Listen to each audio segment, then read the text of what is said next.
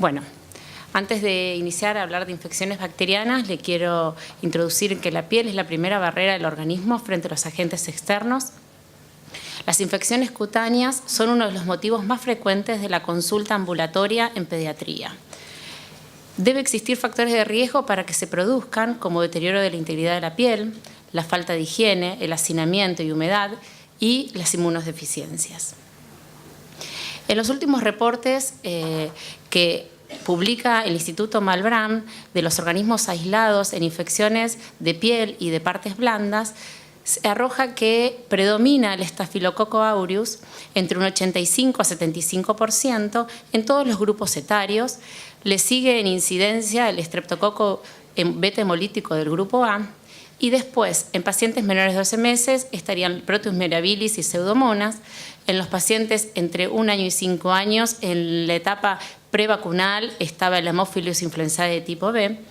Y entre 6 y 15 años solamente predomina el Staphylo aureus y el estrepto beta hemolítico. Hoy en día tenemos que hablar también del Staphylo aureus meticilino resistente de la comunidad. Los primeros reportes aparecieron en el 2003 en Uruguay. Hoy en día en Argentina, luego de estudios multicéntricos, se arroja el porcentaje entre 42 a 65% de resistencia de este agente. Es más frecuente en el sexo masculino y en la edad escolar. Clínicamente se lo relaciona más con los abscesos localizados y se ha demostrado que la trimetroprima y la vancomicina tiene una baja resistencia y la clindamicina en un 9%. Esto hablaría de que son antibióticos muy útiles para el tratamiento de estas infecciones. Cuando yo actualicé infecciones bacterianas, encontramos múltiples clasificaciones de las infecciones bacterianas. A mí me gustó utilizar esta que habla de las no purulentas y purulentas. Las no purulentas tenemos el impétigo, que es la infección cutánea más frecuente en la práctica pediátrica.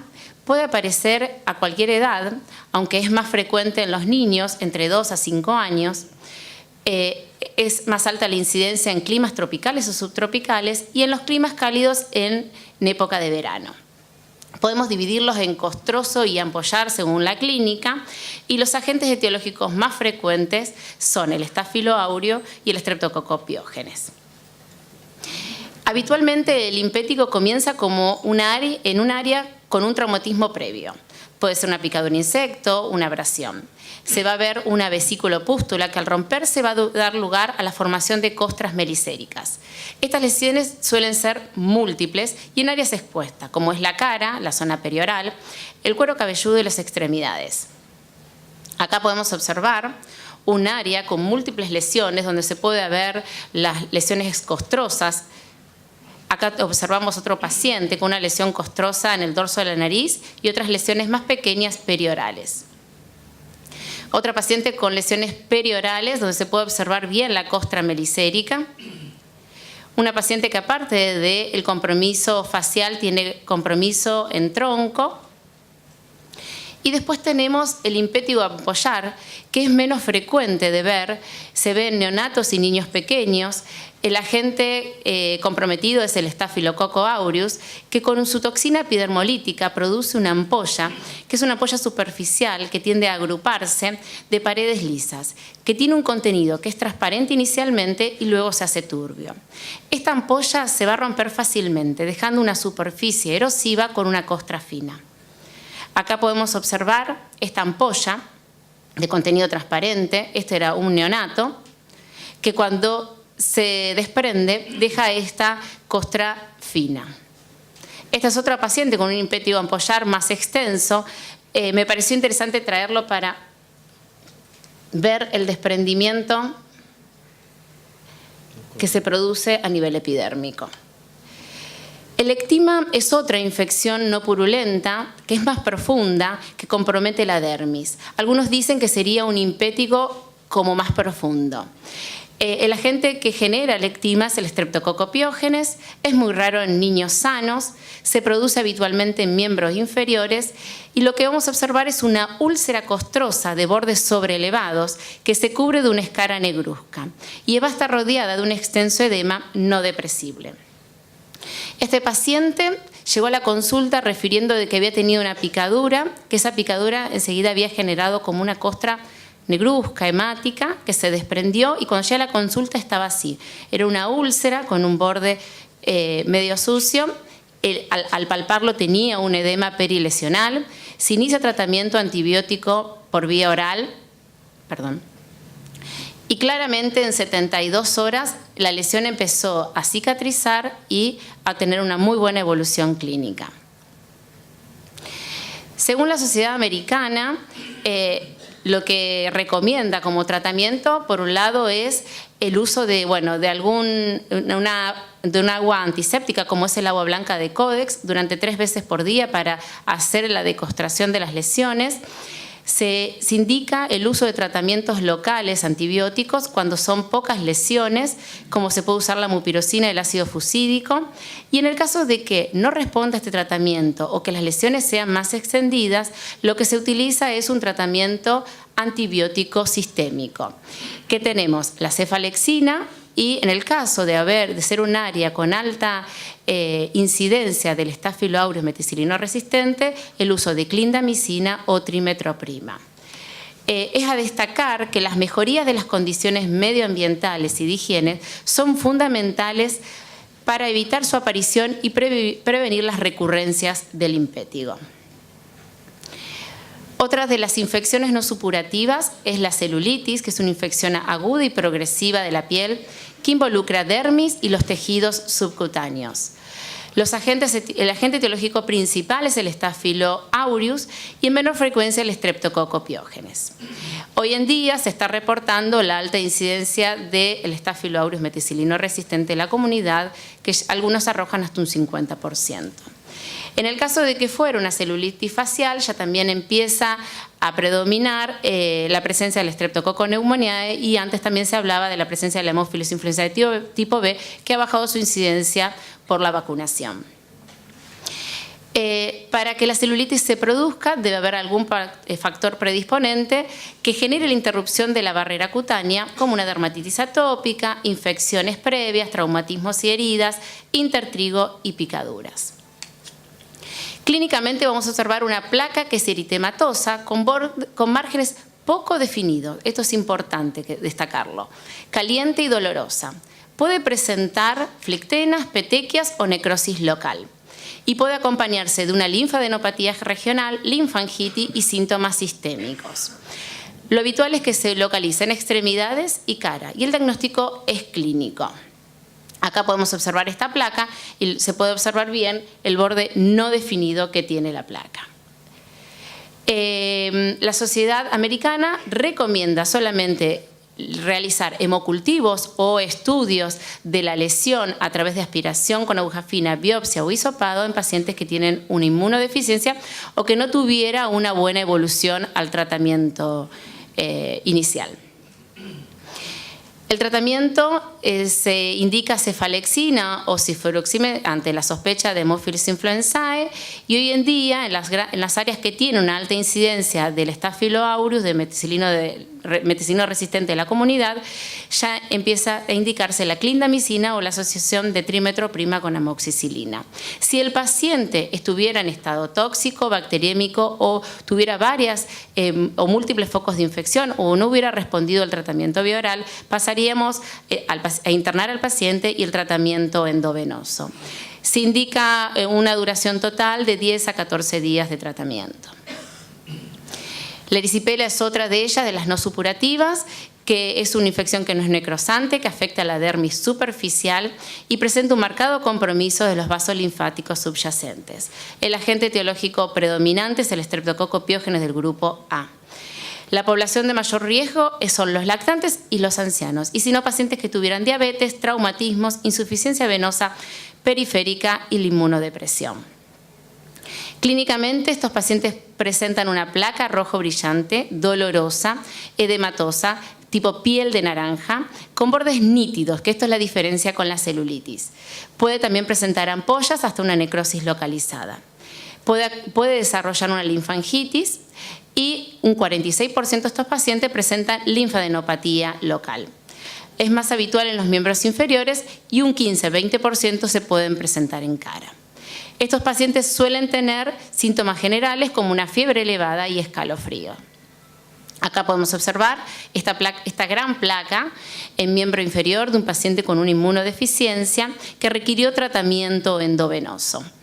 Acá se puede observar bien el límite neto que tiene en ambos extremos. Igual que en la celulitis, la Sociedad Americana recomienda solamente el estudio con hemocultivos y estudios de la lesión cuando el paciente tiene una inmunodeficiencia. El tratamiento de elección sigue siendo la penicilina en pacientes alérgicos, la eritromicina o cualquiera de los macrólidos, en el caso de confirmar la presencia del estáfilo o si no respondiera al tratamiento con penicilina se puede utilizar o las cefalosporinas o la clindamicina.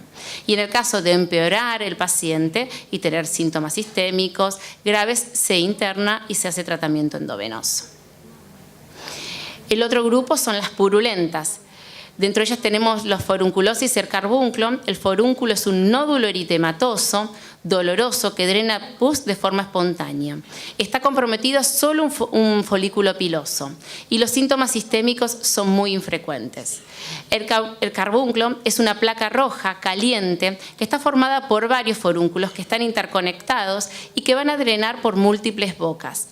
Se acompaña de síntomas sistémicos como la fiebre. Habitualmente se localizan las dos entidades en zonas de fricción y transpiración, como es la parte alta del cuello, las axilas, los glúteos. El Staphylococcus aureus es el principal agente etiológico y obviamente hoy en día aumentó la incidencia del meticilino resistente.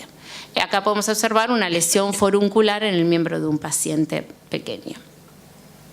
El tratamiento es compresas tibias para poder generar el drenaje espontáneo de la lesión. Si hubiera síntomas sistémicos, se agrega algún tratamiento vía oral, como es la cefalexina, o como volvemos a repetir, ante la posibilidad del meticilino resistente a la comunidad, clindamicina TMS. Y en los pacientes que no hubiera un drenaje en forma espontánea, la indicación sería el drenaje quirúrgico.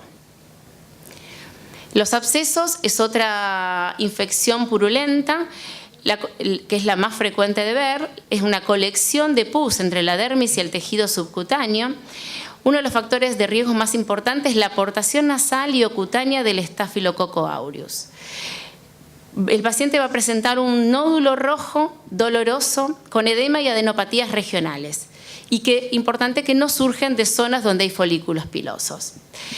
El drenaje, estos nódulos tienden a drenar material purulento y los síntomas sistémicos son infrecuentes, excepto que este absceso se acompañe por una celulitis perilesional.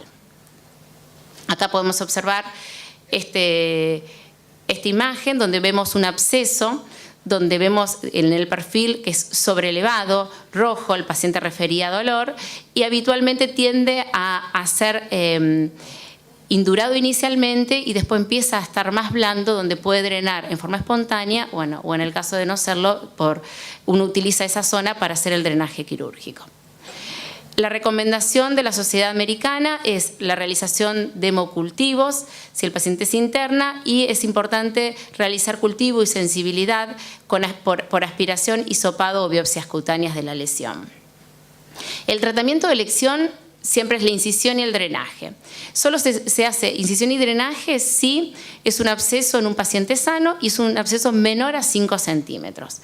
Si el absceso no es apto a drenaje, si el absceso se acompaña de celulitis periférica significativa o tiene síntomas sistémicos o es en un paciente que está con un inmunocompromiso o es un paciente que tiene cualquier otro factor de riesgo, se acompaña con antibióticos orales.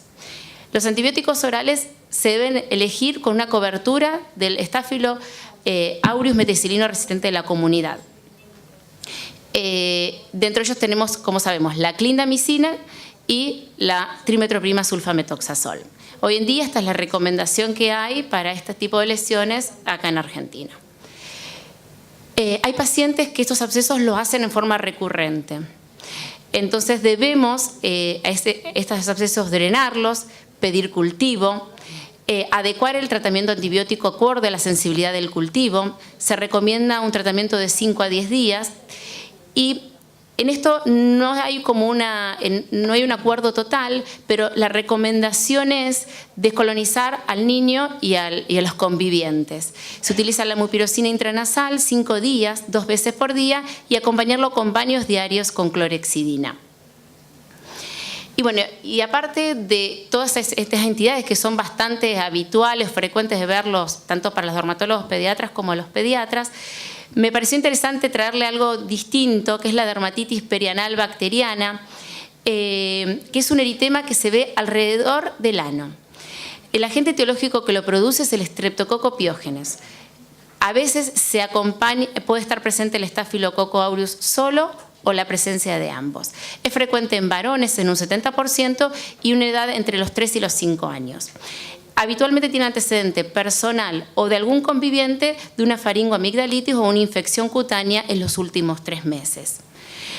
Esta dermatitis tiene 2 fases. Una fase aguda, que es menor de 6 semanas, donde va a tener un eritema no elevado, que es brillante, que es húmedo, que puede referir dolor, generalmente es de 2 a 3 centímetros alrededor del ano, con unos bordes bien delimitados. Estos pacientes van a referir prurito, defecación dolorosa, estreñimiento, incontinencia por rebosamiento, hasta hematoquesis y fisuras. A veces este eritema puede extenderse generando una balanopostitis o vulvovaginitis con secreción y disuria. Estos pacientes no tienen síntomas generales y si uno no hace el diagnóstico y el tratamiento adecuado, pasamos a una fase crónica donde está la presencia de fisuras dolorosas y puede haber secreción mucosa o placas psoriasiformes con costras periféricas amarillas. La transmisión es por autoinoculación o por contagio intrafamiliar. El diagnóstico es clínico y se debe confirmar la presencia del estreptococo por hisopado anal o faringio. Es importante estudiar convivientes que estuvieran sintomáticos para evitar la recurrencia. El tratamiento es tratamiento antibiótico, se sugiere penicilina, amoxicilina o eritromicina. La duración habitual es de 10 días, algunos aconsejan una duración un poquito más extensa de 14 a 21 días y también algunos hacen la recomendación para disminuir las recidivas, asociarlo con tratamiento antibiótico local, mupirocina o ácido fusídico. En los casos que pacientes que tuvieran recurrencia, se está sugiriendo de modificar el tratamiento antibiótico y utilizar la cefuroxime durante 7 a 10 días. Acá podemos observar la lesión típica de la dermatitis perianal estreptocóxica o bacteriana, en realidad también se la estoy diciendo porque como a veces está incluido el estafilococo,